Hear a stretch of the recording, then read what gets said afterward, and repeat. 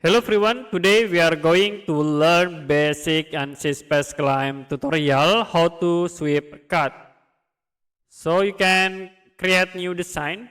As example, I will draw rectangle. The next, use pull tools to convert into 3D like this. Now I will create paths. You can create new plane in the top of this object.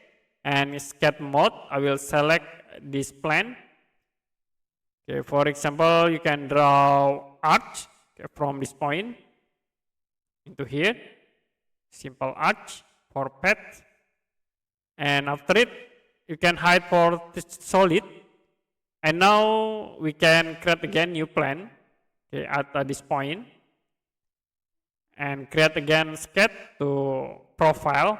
Okay, I will use the circle as the profile in here.